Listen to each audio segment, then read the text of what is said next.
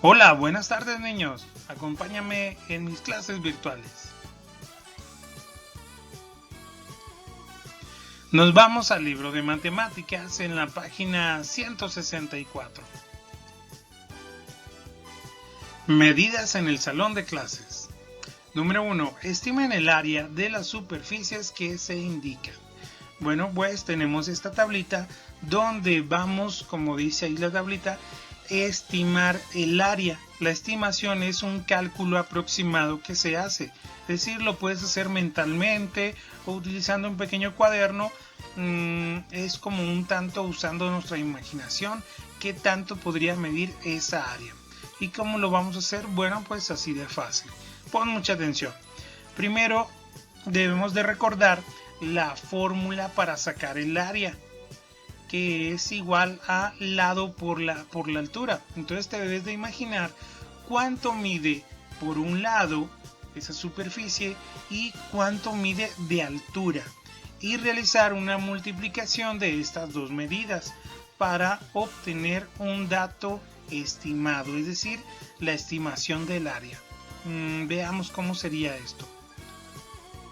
La superficie de un pizarrón, es decir, tú debes de imaginarte cuánto mide de este lado este pizarrón, aproximadamente cuánto debe de medir, y después cuánto va a medir de altura según lo que tú recuerdas en el salón, cuánto medirá de altura, y multiplicar esas dos medidas para obtener el área, es decir, lado por altura. Y bueno, escribes tu estimación del área. Y lo mismo vamos a hacer con la carátula de una calculadora, es decir, con una calculadora cuánto va a medir de lado por la altura, ¿sí? Y hacemos esa operación en nuestro cuaderno. También la portada de un cuaderno o del cuaderno de matemáticas. ¿Cuánto va a medir de este lado por la altura? Recuerda que esas son medidas aproximadas, ¿sí? Es decir, no importa que no sea una medida exacta, pero lo puedes calcular ahí en tu cuaderno multiplicando el lado por la altura. Y por último, el piso del salón de clases. ¿Cuánto crees que mida entonces de un lado por la altura que sería del otro lado? ¿Sí? Y aproximadamente, ¿cuánto crees que mida? Y así vamos a obtener estos resultados, el área estimada.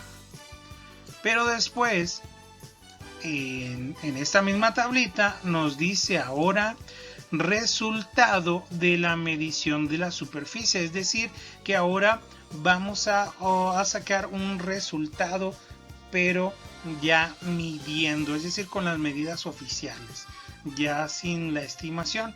Para ello yo te voy a proporcionar las medidas correctas. Veamos. Del pizarrón, recuerda que tenemos que multiplicar el lado por la altura. Entonces del pizarrón mide 1,20 por 2,40. Eso es lo que tendrás que multiplicar para sacar el área del pizarrón. Y de la calculadora sería 10 por 5 centímetros. Y después la portada del cuaderno 16 por 21.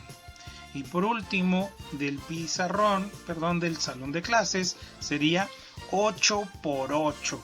Ahí son metros. Y los demás en centímetros. Y así obtenemos el área de esas figuras. Algo muy importante es que todos los resultados van a ser en centímetros cuadrados o metros cuadrados. Entonces sencillamente vamos a poner un 2. Si son centímetros cuadrados, ponemos un 2 arriba de la M. O si, y en el caso del salón serían 2 metros cuadrados y ponemos un 2 arriba de la M. ¿Sale? Y así contestamos esta página. Nos vamos al libro de Ciencias Naturales en la página 84, 85, 86 y 87. La cocción y la descomposición de los alimentos. En la antigüedad el ser humano descubrió por accidente las ventajas de cocer los alimentos. Quizá por descuido dejó una pieza de carne cerca del fuego y después, al probarla, descubrió que su sabor era mejor, que tenía una consistencia más suave y era más fácil de digerir que la carne cruda. Cuando los alimentos son sometidos al calor, sus propiedades cambian. A esta acción se le conoce como cocción. Los alimentos cocinados son más apetitosos. La manera de prepararlos es parte de nuestra cultura. Desde el punto de vista de las ciencias naturales, la importancia de la cocción de los alimentos radica en que sus propiedades cambian durante el proceso. Por ejemplo, puedes observar la imagen del huevo. En la primera imagen están crudos y en la segunda imagen están cocidos. La transformación de los alimentos. Observa y analiza. Ayuda a tus padres a cocinar. Observa e identifica las propiedades de los alimentos crudos, como su color, olor, sabor y consistencia, y compáralas con sus propiedades después de cocidos. Sugerimos alimentos como huevo, carne, verdura y leguminosas. No pruebes la carne cruda ni los huevos crudos. Organiza tu información en el siguiente cuadro. Y aquí vas a contestar cómo es, por ejemplo, el color del huevo, crudo y cocido. Cómo es el olor del huevo, crudo y cocido. Recuerda que en el sabor no, cuando esté crudo, pero sí cuando esté cocido. Y cómo es su consistencia, es decir, si es suave, si es aguado, si es áspero, blandito, cómo es su consistencia, cómo se siente, ya sea en las manos o en la boca. Y contestamos la tablita.